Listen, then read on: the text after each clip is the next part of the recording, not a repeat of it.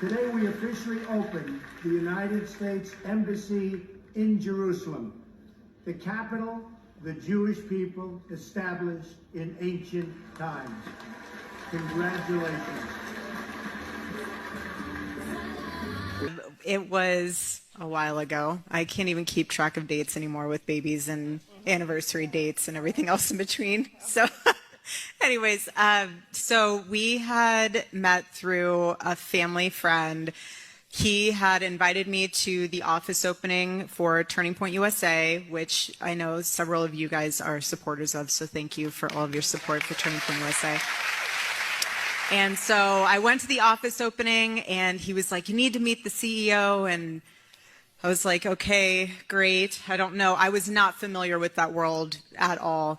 But the interesting point is that year, that was in August. In May, I had taken a pilgrimage with my mom to Israel. And my whole intention of that trip was to find my future husband.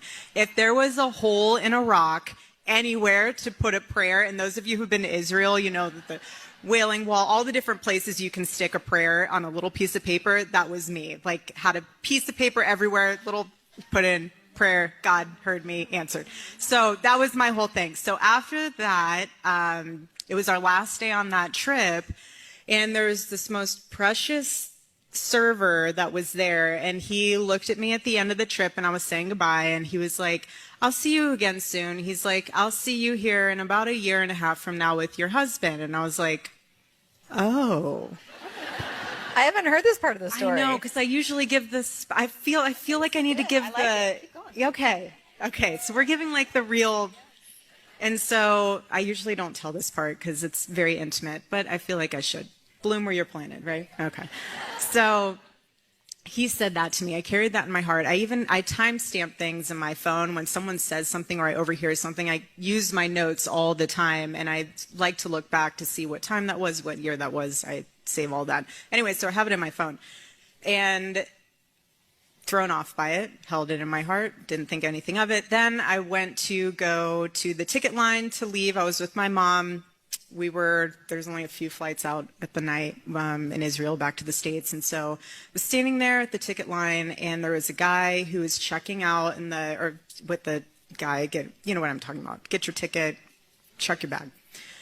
And I see him, and I was like, huh. I tell my mom, I was like, that guy looks really familiar. And my mom was like, go say hi. Those of you who know my mom, like, that's something. Go say hi and say hi to him. I'm like, oh my gosh, no, I don't know. I just looks familiar. And so anyways, fast forward from May to August, I'm standing in the office, and our family friend was like, you need to meet the owner, blah, blah, blah. And he turns around and was like, oh, hi, you're the guy from the ticket line? Oh. It was so coy that I was like, oh, nice to meet you. Like, I have to get back to New York, so I'll see you again soon, I think.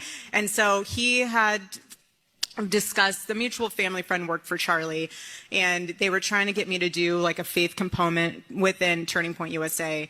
And I would say 2.5 weeks later, I'm in the Hamptons with one of my uncles, and I get a random DM on Instagram, and you never know, like, if these people are the real people or whatever. Anyway, so it was Charlie. It was in my DMs, and he was like, hey, I'm in New York. I want to sit down and talk to you about the faith stuff. I have a Fox hit, total, like, name drop. I have a Fox hit to do in the city, and then I need to meet with you afterwards, so it's going to be really late. And I was like, it's fine. So he chooses a place, Bill's Burgers. Never been there before in this city, and I've lived there for like 6 years. I'm like, where in the world are we going?